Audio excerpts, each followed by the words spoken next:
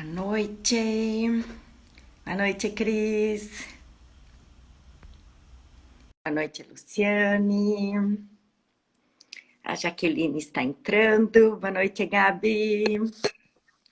Tudo Oi, bem? Jaqui. Tudo bom? Eu tô com Tudo a... bem? Tá conseguindo ouvir, Lu? Tô ouvindo bem. Ah, que maravilha tá aqui, coisa boa.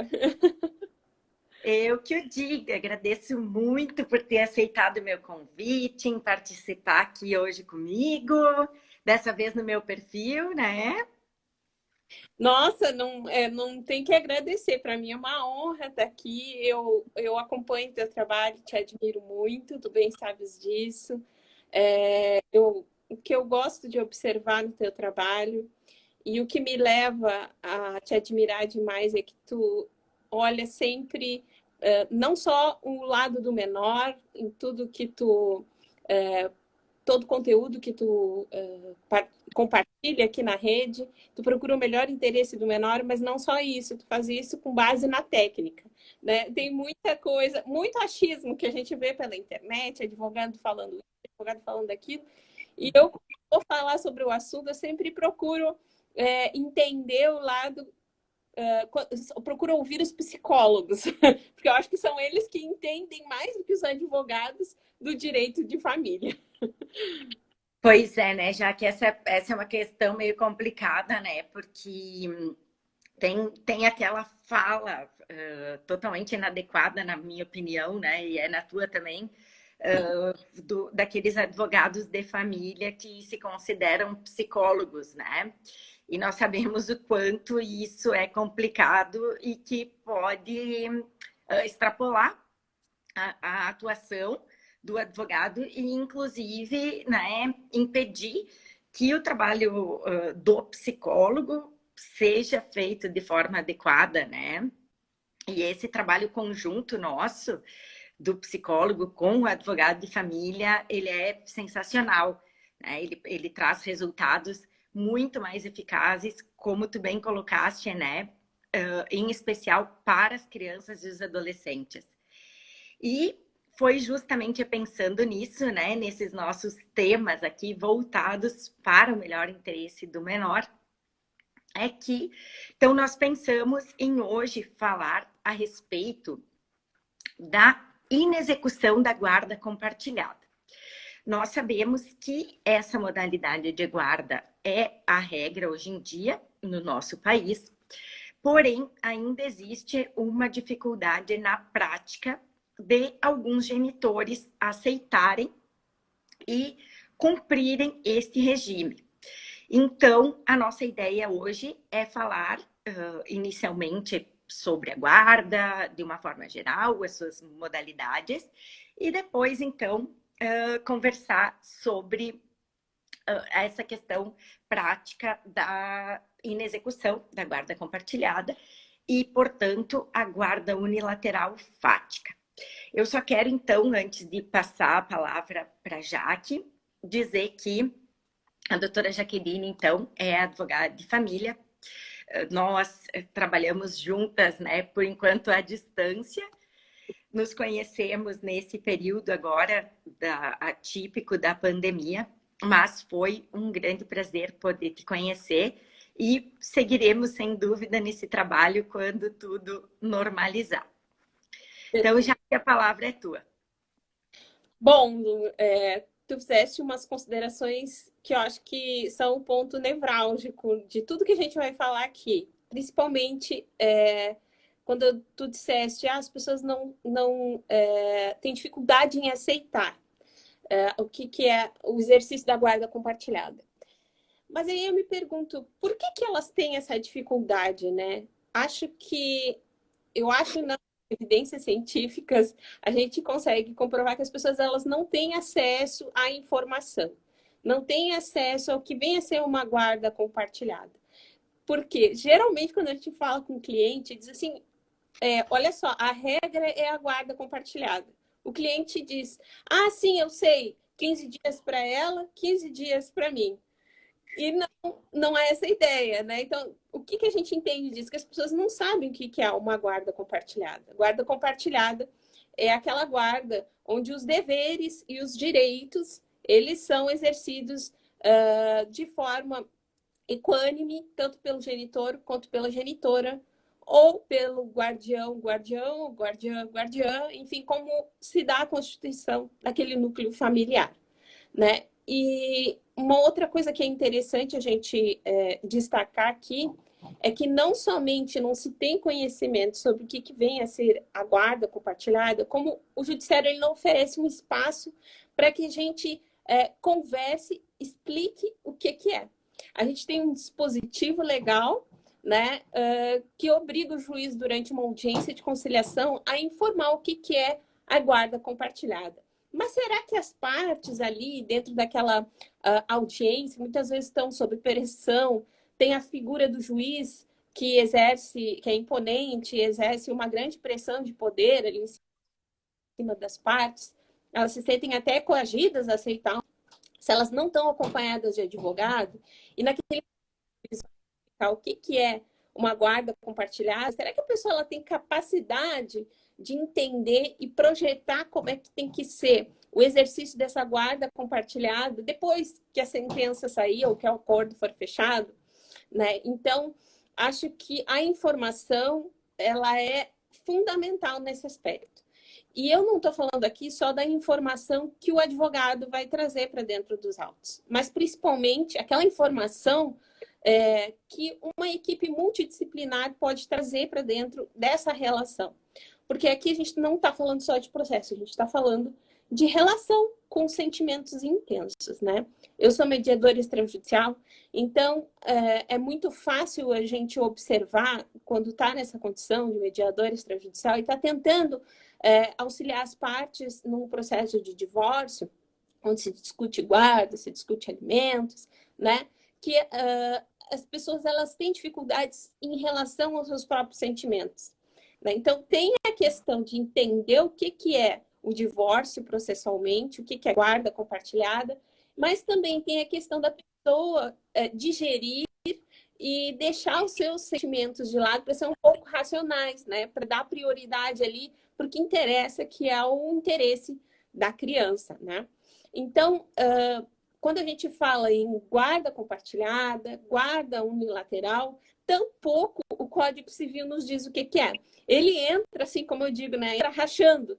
E ele diz, a guarda será unilateral ou compartilhada. E aí a gente precisa buscar outras codificações e outras fontes. Vocês estão conseguindo me ouvir e ver aqui? Porque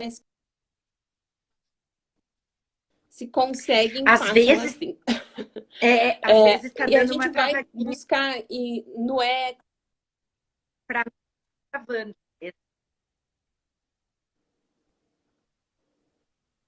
Agora travou Bom, de vez já aqui.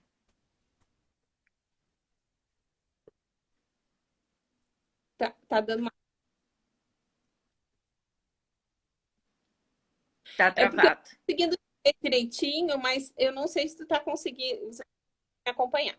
Bom, então a gente vai ter que procurar em outras leis o que vem a ser os direitos inerentes ao exercício da guarda unilateral ou compartilhada, né?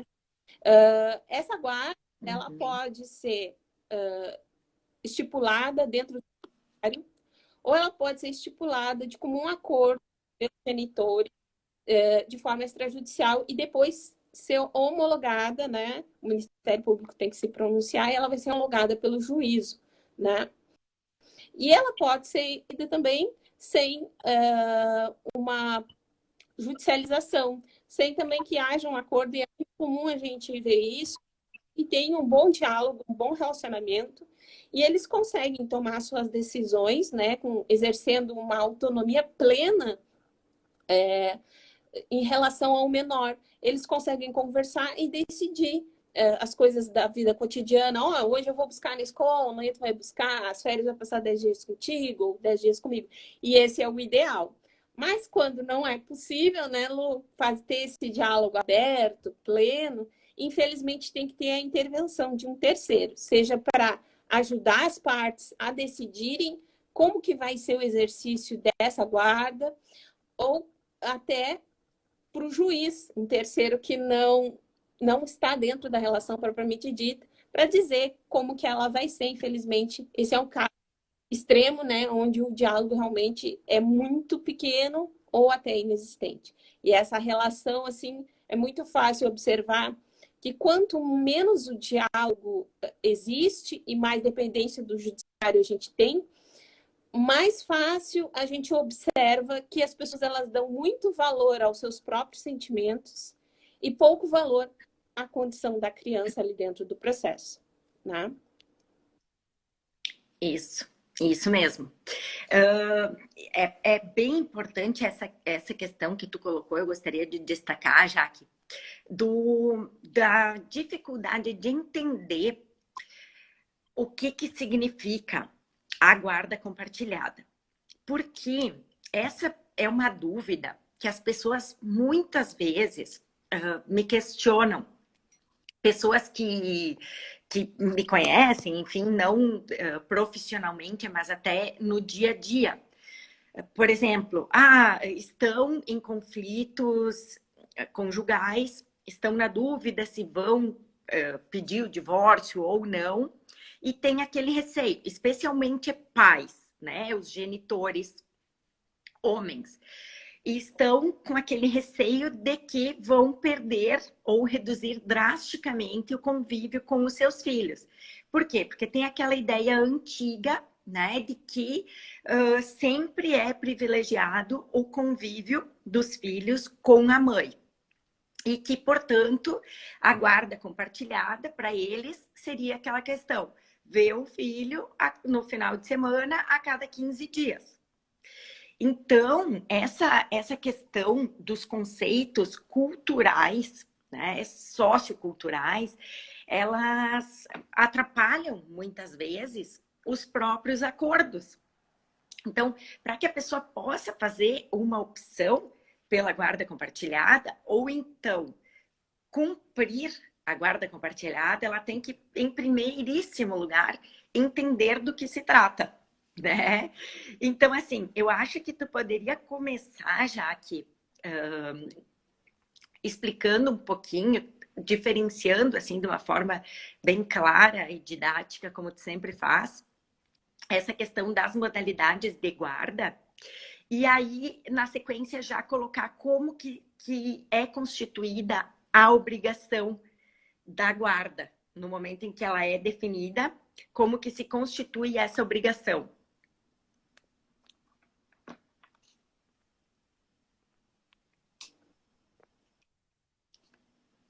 Perfeito.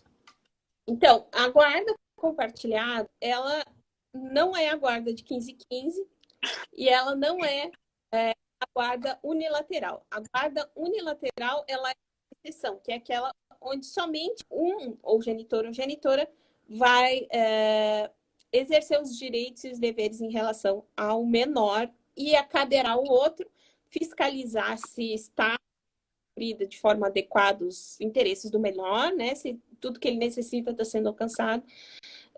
E também, porque não, quer dizer, a guarda unilateral não se entende pela perda do poder familiar, muito pelo contrário. O poder familiar permanece com ambos os genitores, embora somente um tenha a guarda unilateral. Nessa guarda, então, só que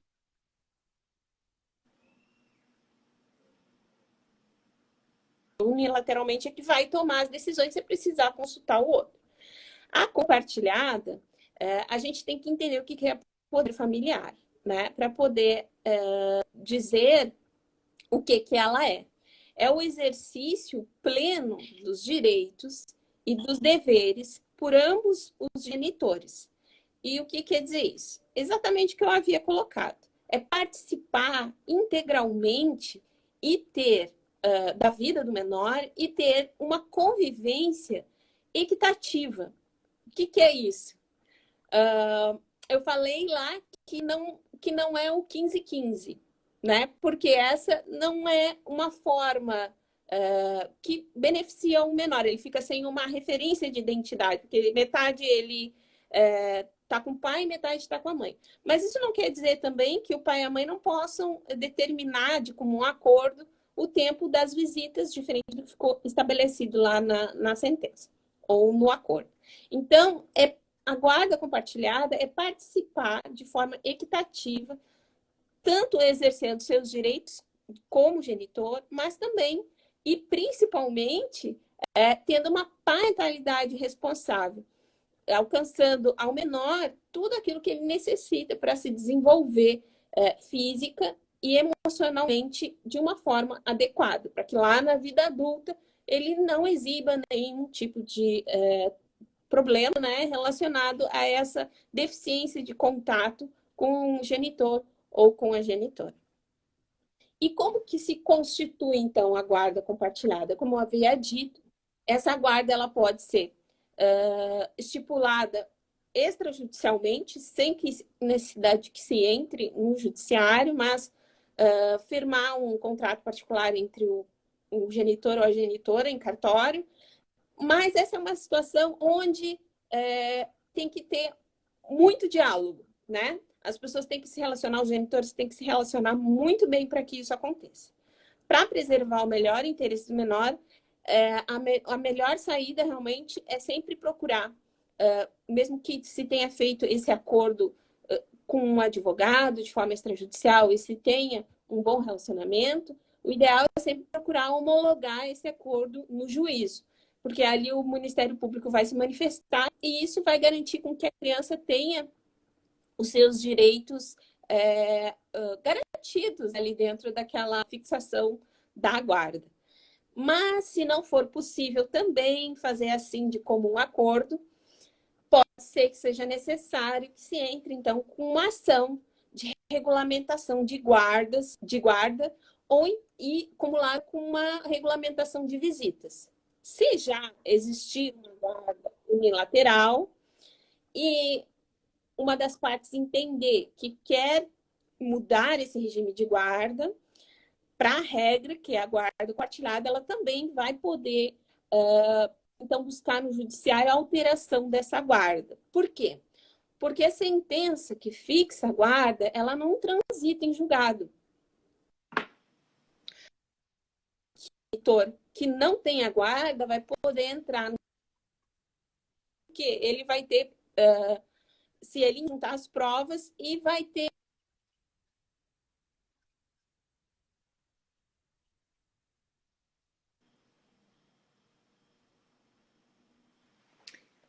o vídeo da Jaqueline travou.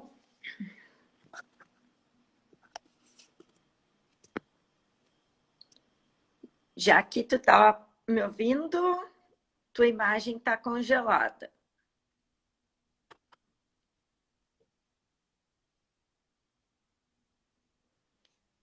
Vamos aguardar ver o que a doutora Jaqueline... que tem. Vocês estão me ouvindo? Estão me vendo direitinho? É só com ela o problema do vídeo?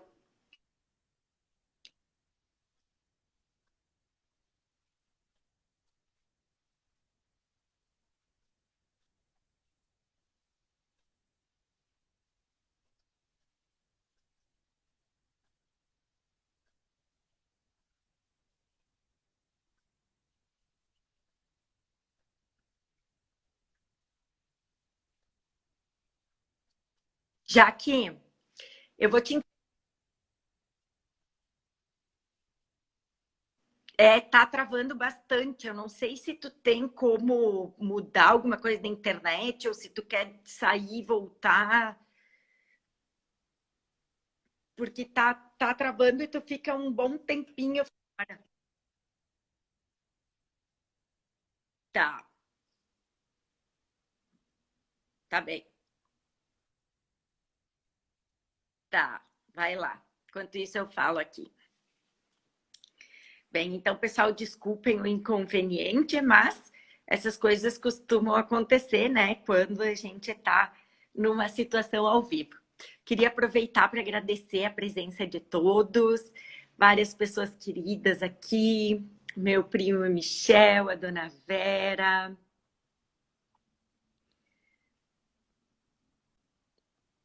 a Kelly, a Júlia, Tatiane, boa noite para vocês.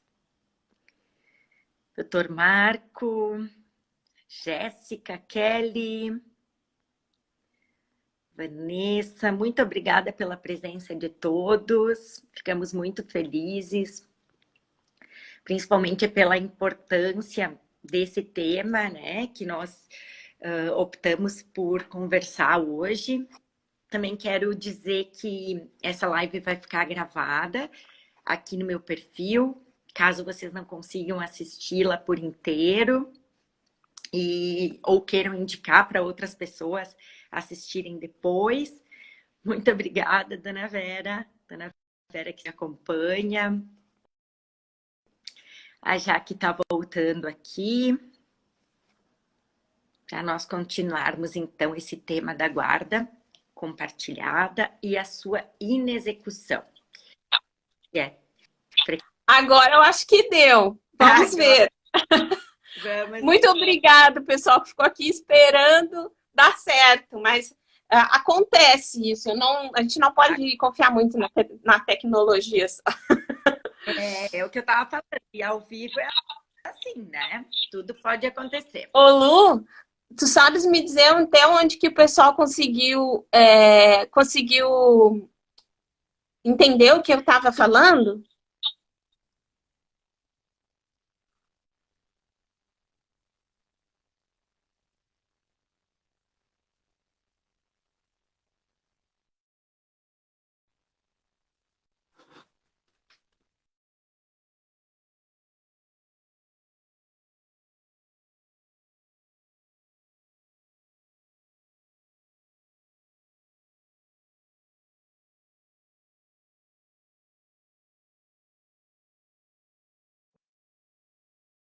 Da homologação.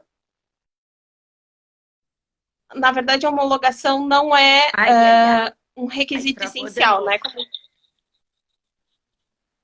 Agora vai. O pessoal acho que estava entendendo. Porque quando se tem esse diálogo entre partes, a gente não precisa homologar. Pode ser feito um acordo, né? Uma escritura pública em cartório, e as partes vão determinar de comum acordo vai ser exercida essa guarda. Ocorre que, para melhor esse direito da criança, o melhor interesse da criança, o ideal é sempre a gente procurar homologar então, esse acordo que vai ser feito ou através de uma mediação extrajudicial com o advogado, a gente fazer uma homologação em cartório. Então, se você vai fazer mediação, então o advogado ali vai ser uma figura imparcial. Ele vai provocar a autonomia das partes e ele vai fazer com que as partes decidam por si só como é que vai ser o exercício dessa guarda. Lembrando sempre que a regra é a guarda compartilhada, o que não impede também que um dos genitores possa não querer ser assim e abrir mão dessa guarda compartilhada em favor do outro genitor, para que o outro genitor exerça ela unilateralmente. Esse não é o ideal, né? Porque a gente sabe que para a criança, e a Lu vai falar muito melhor disso para vocês do que eu, né? Que para que a criança chegue até uma idade adulta, sadia, é necessário que ela tenha uma convivência com as duas figuras, a paterna, a materna, ou conforme for a constituição daquele núcleo familiar. Então, se houver esse acompanhamento do advogado e lá adiante se tornar litigioso, não vejo uma condição ética desse advogado continuar atuando no processo. Então, teriam que ser constituídos novos advogados para que o processo siga, então, no judiciário. Falando agora da esfera do judiciário, existe essa possibilidade da conversão em litigioso e também existe a possibilidade de se ingressar diretamente no judiciário com o pedido da regulamentação de guardas e acumulado com visitas, ou então somente da regulamentação de visitas, caso já haja uma guarda pré-estabelecida. Quando a gente está falando em regulamentação de guarda, é necessário que as partes entendam que, primeiramente, vai ter uma audiência de conciliação. Nessa audiência de conciliação, como eu havia colocado anteriormente, o juiz é obrigado a explicar, obrigado pela lei a explicar o que é a guarda compartilhada. E nessa audiência também pode ser que uma das partes abra a mão em favor do outro para o exercício da guarda unilateral. Se o advogado, que tem aquela ideia de que o melhor naquela situação seria fazer uma conciliação, que existe um canal para melhorar o diálogo, melhorar a relação, transformar a realidade dessa criança, ele vai pedir para enviar esse processo para dentro da vara de mediação do fórum. A qualquer momento do processo, esse processo pode sim ser remetido para que seja feita uma mediação ali.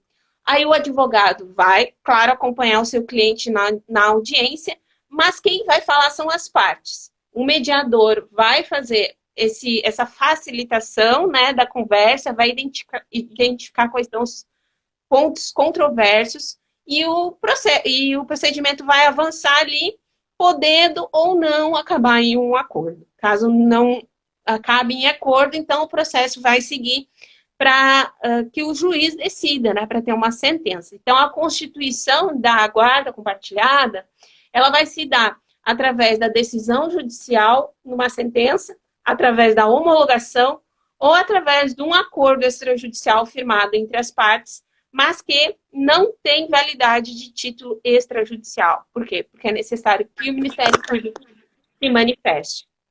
Tá bem? Então, Lu, acho que sobre a constituição da guarda compartilhada, é isso. Não sei se tu tens mais alguma coisa para colocar, para complementar no teu ponto de vista.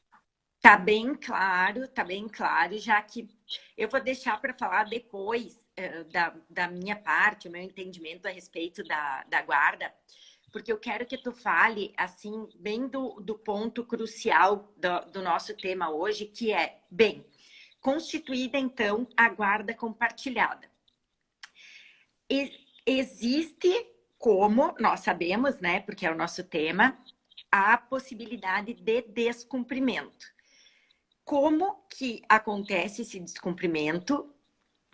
Se existem e quais são as sanções para esse descumprimento e como fazer com que esses genitores cumpram, então, a determinação da guarda. Tá bem. Lu, tu sabes, o pessoal sempre pergunta, pode descumprir? Eu sempre digo, pode, no direito pode tudo. Pode descumprir. Deve? Não. Aí já é outro assunto, né? Dever não deve, não se pode descumprir. Mas é que, quando a gente fala nisso, tem sempre um limite, né? Quem nunca recebeu aquela ligação no final de semana, como advogado ou psicóloga, para dizer ele não quis entregar na porta da minha casa, ou deixou na sogra que não era o combinado, né? Então, tudo isso é uma questão de bom senso. São pequenos detalhes que muitas vezes não existe uma continuidade. São casos muito específicos, situações que não são recorrentes. Mas, às vezes, somando tudo, a gente consegue entender num panorama geral, que a Lu vai falar depois, com certeza, né, Lu, que pode estar acontecendo uma coisa estranha aí por trás, né, que pode ser alienação parental. Mas ainda não chegando lá, né, pode ou não pode descumprir? Não deve, né? A questão é essa, não se deve descumprir. Mas, ocorrendo esse descumprimento, sem falar uma coisa que eu queria deixar frisada antes, né?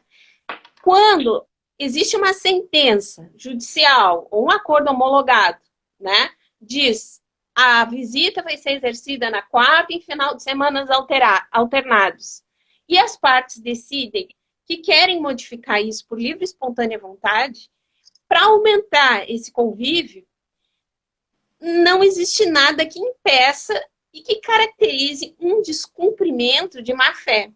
Então, muito bem, o pessoal que está fazendo isso, só deixar registrada a conversinha no WhatsApp, né?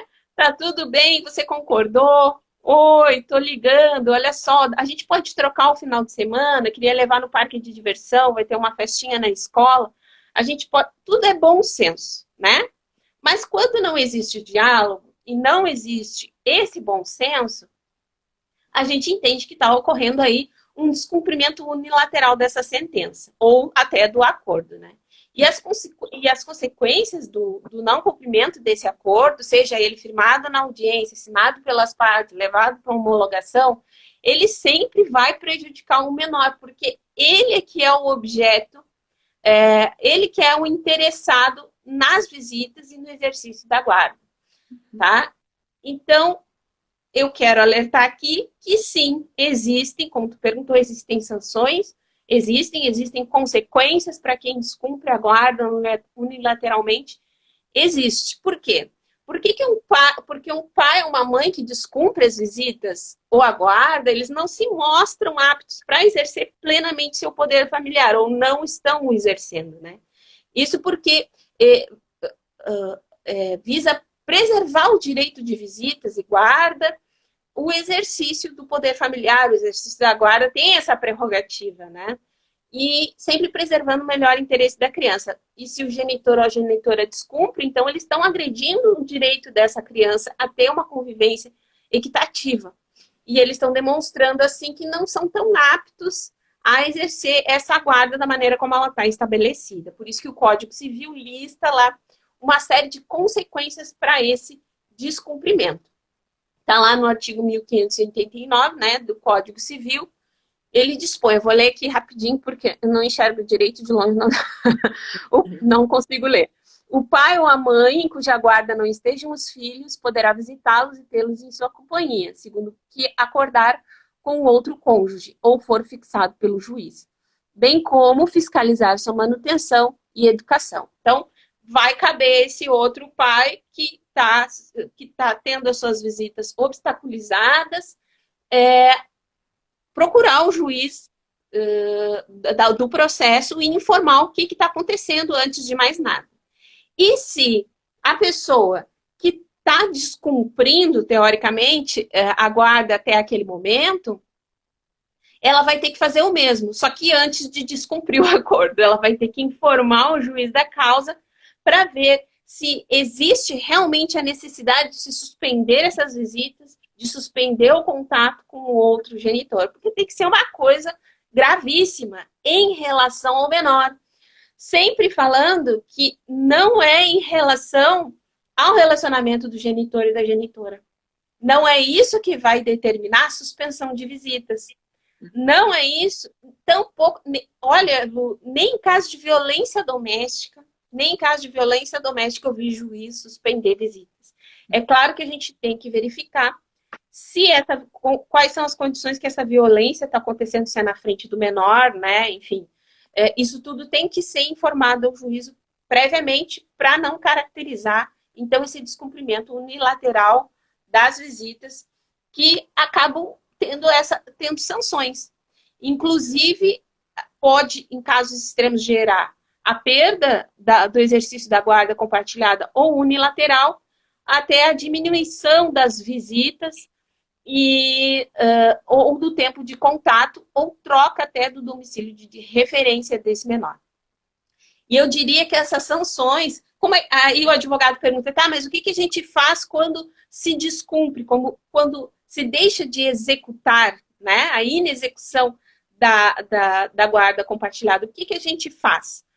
Eu sempre digo que são 4 esferas que a gente tem que atuar imediatamente, né? Primeiro, na administrativa, que a gente entende que tem que acionar a esfera administrativa quando está sendo violado o direito da criança e do adolescente, que está previsto lá no ECA, que é o direito da convivência familiar, e vai ser comunicado o fato ao Ministério Público, ao Conselho Tutelar, pois esses 2 órgãos eles têm legitimidade para dar início ao procedimento, né, para a imposição de uma penalidade administrativa, que está prevista lá no 194 e 249 do ECA. Tá? E eles vão tomar todas as outras medidas administrativas necessárias, mas tem que ser movido pelo advogado, né? Na esfera civil, então, vai depender das circunstâncias que ocorreu esse descumprimento, porque pode ser que esse descumprimento acabe ensejando danos morais, materiais, né, caso ocorra.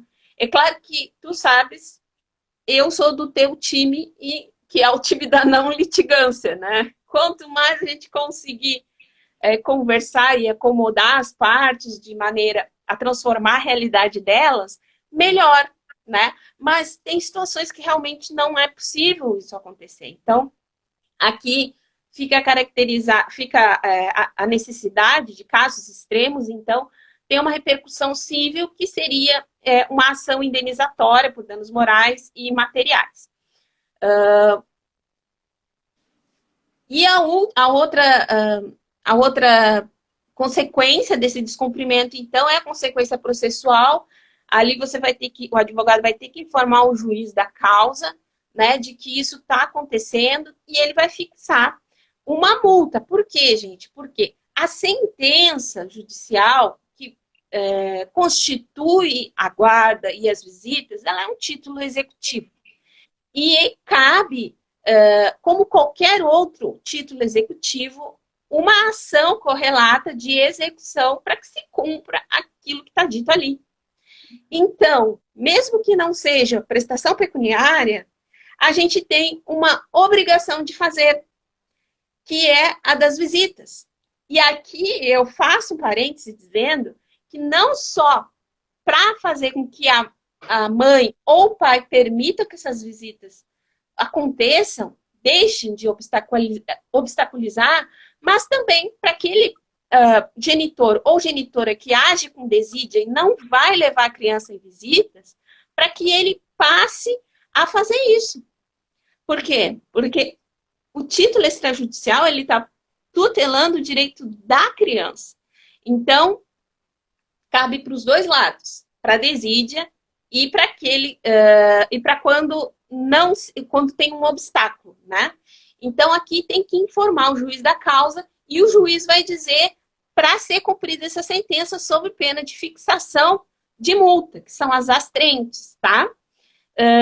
E, além disso, ele vai impor as sanções de diminuir o tempo de visitas e até, em casos mais graves, né, alterar as condições da guarda. E a última medida a ser tomada, que é lá na esfera criminal, que aqui é o último medida, num caso extremíssimo, né, onde vai ser, então, com base no artigo 330 do Código Penal, que descreve o crime de desobediência de ordem legal de funcionário público. Então, vai ser registrado um boletim de ocorrência, né, dizendo que aquele genitor ou genitor estão descumprindo a sentença judicial, portanto, descumprindo uma ordem judicial. Então, o fato é que essas situações, elas exigem sempre muita cautela, porque envolvem as crianças e também os adolescentes, né, que são pessoas em desenvolvimento, têm seus afetos, suas emoções, né, têm as suas necessidades próprias, que muitas vezes vão colidir lá com interesses egoístas e sentimentos, ressentimentos, né, das pessoas que estão se divorciando. E sendo necessário que não ocorra, dentro de todas essas medidas que eu acabei de falar, não ocorra nenhuma situação que possa gerar transtornos para esse menor. Sempre tendo uma visão, assim, né, do menor possível de dano que a gente possa inferir à situação, não só o menor, né, mas a essa relação nova que tem que se entabular entre as partes.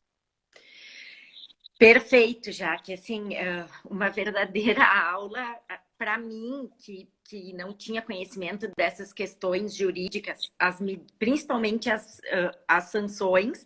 Algumas eu tinha ideia por causa da minha atuação, né, nos processos principalmente de alienação parental, mas todas essas medidas cabíveis, né, para se exigir o cumprimento. Então, nessas 4 esferas, né? Muito interessante isso, e posso apostar que muitos advogados não conhecem todas essas possibilidades, né, de ação. Para mim ficou muito claro, mas queria dizer que para o pessoal que está assistindo, se tem dúvidas, pessoal, vocês vão perguntando aqui, que a gente tem que aproveitar que a doutora Jaqueline está aqui e tirar bem as nossas dúvidas.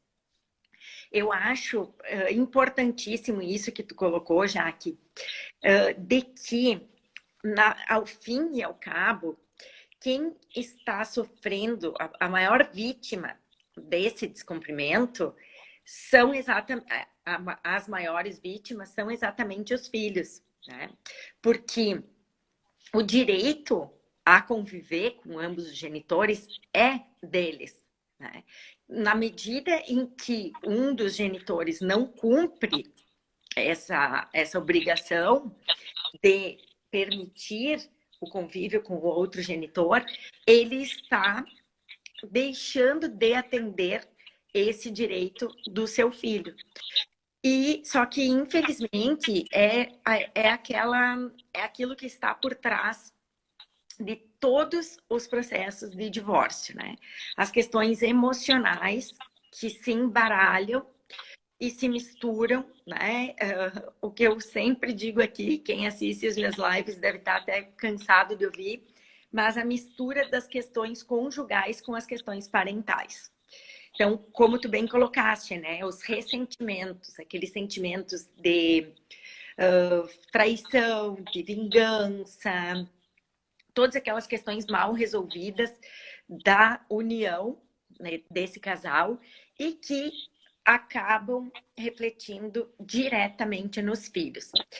E essas pessoas, infelizmente, se perdem nisso e acabam não se dando conta do prejuízo que elas estão causando a esses filhos. Porque, como tu bem disseste, o papel do pai e da mãe são completamente diferentes e ambos são essenciais para um desenvolvimento emocional saudável de uma criança e de um adolescente.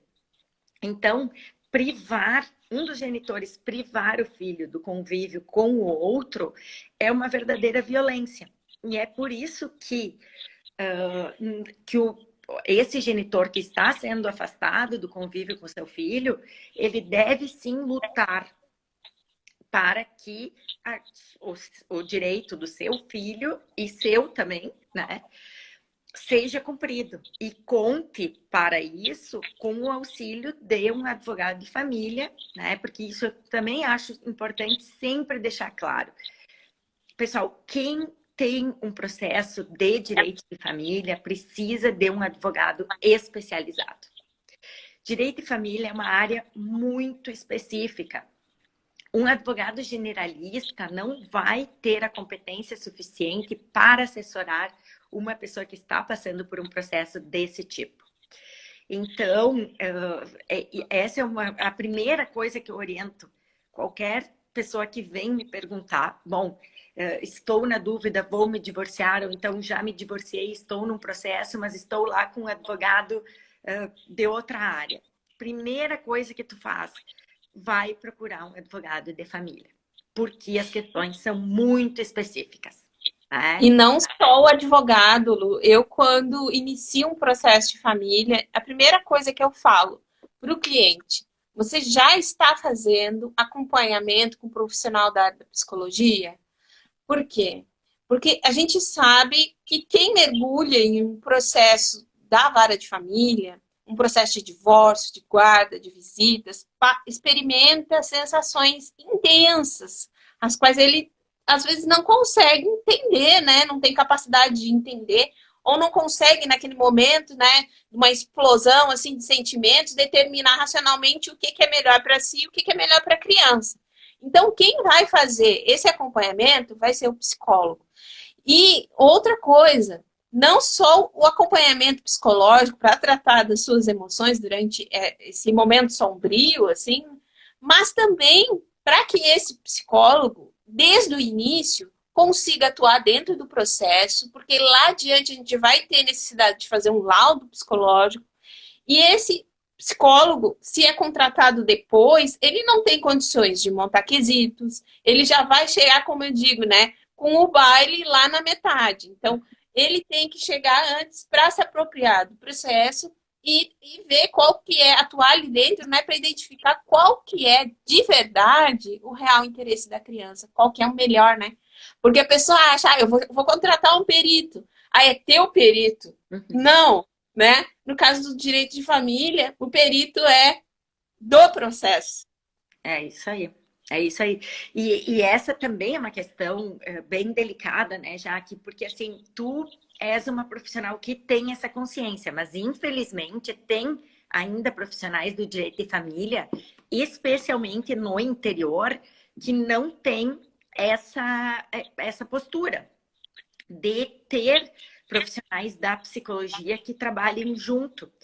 Porque é o que eu sempre digo, às vezes as pessoas querem me contratar como assistente técnica para uma parte do processo. Aí eu digo, não, isso não existe. Para mim, sabe? Tem psicólogos que trabalham como assistentes técnicos por uma etapa. Ah, eu formulo os quesitos, é tanto. Eu faço o parecer, é tanto. Não, para mim isso não existe, porque para mim um trabalho bem feito é um trabalho por completo, que abranja o processo inteiro. Então, isso que tu colocou de o psicólogo já ingressar quando o processo inicia, para entender toda essa história, para acompanhar todo o desenrolar dessa história processual daí também, é fundamental, porque assim eu vou poder efetivamente auxiliar aquela pessoa a entender esses aspectos emocionais e também garantir que quando chegar o momento da perícia, que como tu disse, sempre acontece nesses processos, essa pessoa possa ter garantida a qualidade dessa perícia, já que nós sabemos também o quanto ela é decisiva nas questões de guarda e regulamentação de convivência, né? Esse aspecto formal é a única coisa que o advogado vai poder atacar, né, depois que o laudo já está pronto. Porque quem tem qualificação técnica para fazer isso é um outro perito, né? A gente que é advogado não tem que meter a colher do arroz dentro da sopa, né? Eu gosto de ilustrar assim que o pessoal entende bem. Então, o que acontece? Aí tu falou uma coisa muito interessante. Ah, o pessoal acha que é caro, né? Enfim. A gente sabe que toda vez que eu estou fazendo uma petição e tem que botar lá o valor da causa, eu fico triste, porque eu sei que na área de família, toda causa tem um valor inestimável, né? Então, tem uma grande diferença entre preço e valor. Né? O preço é aquilo que você vai pagar, mas nas ações de família, o valor ele sempre vai ser muito maior que o preço. E o valor é aquilo que tu vai receber em troca, né? O trabalho do psicólogo, o trabalho de um advogado de família especializado que vai atuar ali na causa, vendo, já com conhecimento daquilo que realmente interessa, né? Atuando de uma forma precisa, né? Fazendo recortes essenciais ali dentro. Isso é inestimável, né? Você está falando aí da vida da família, do melhor interesse dos seus filhos, da saúde psicológica das crianças. Então, isso daí é uma coisa que é valor, não é preço, né? E o valor, como eu falei, sempre gostaria de colocar lá no final, inestimável. Uma pena que não é, né? Perfeito, perfeito, Jaque. E assim, só quem passa por isso e tem tanto a experiência negativa quanto a positiva, ao final sabe avaliar exatamente isso que tu está dizendo, né? Porque eu já tive as duas experiências. A experiência de alguém que teve o sucesso, né? Profissionais dessa qualidade que nós estamos falando, e exatamente o contrário. E aí nós sabemos quais são os resultados, né? De uma e da outra situação. E aí que as pessoas se dão conta da diferença entre preço e valor. Só que aí muitas vezes já é tarde, né? Às vezes tem como reverter, outras vezes não tem, porque o tempo não volta, né? E quando se trata de desenvolvimento de criança e adolescente, aí sim, que cada dia perdido, ele tem muito peso, né? Então, assim, já que eu queria, acho que a gente já está se encaminhando para o fim, não sei se o pessoal tem alguma dúvida que queira colocar aí, mas enquanto isso eu queria te passar a palavra para tu fazer as tuas considerações finais. Certo. Quanto tempo que tem ainda, Lu? Não vi aqui. Pois é, Pouquinho. Porque foi tudo minha culpa, viu? Tudo minha culpa. Eu que atrapalhei a live. Mas parece a ideia é tu mesmo trazer todo esse teu conhecimento que foi espetacular.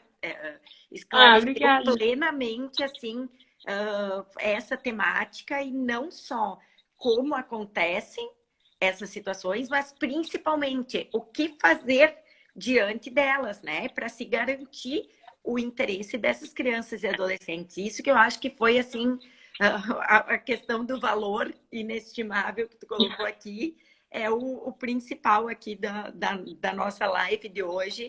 Foi isso, sem dúvida. Ô, Lu, só queria complementar, então, tudo que eu coloquei, dizendo que também a gente tem as visitas avoengas, né? Rapidinho aqui, só para falar sobre isso, porque é uma coisa muito comum, aparece muito ação de visitas avoengas, e que às vezes são concomitantes com as visitas dos pais do genitor ou da genitora, e às vezes não, né? São separados. Então, também é possível, gente, cumprir a sentença que estabelece as visitas avoengas. Isso não se descola daquilo tudo que eu falei. Claro que tem as suas peculiaridades, por exemplo, em relação a... Ai, Lu, a gente não falou da alienação parental. Tem que fazer uma outra live para falar só sobre isso. Com certeza faremos. É que é muito E aí, para uma live só, né? pois é, dizem que a gente pode até passar de 1 hora, mas que o pessoal vai ficar bem cansado, né? De ouvir É tanta melhor a coisa. gente deixar para outro dia.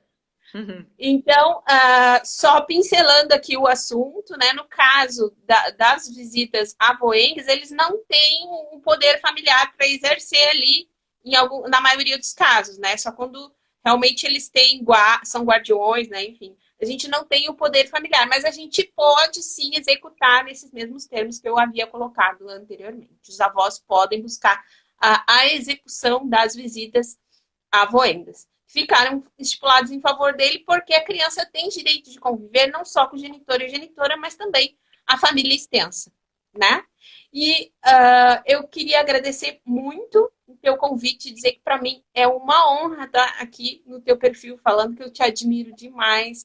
Eu acho que tu tem uma postura ética, profissional, que irretocáveis. Quero ser a Lu. Nossa, Jaque, não, E, não exagera, não exagera.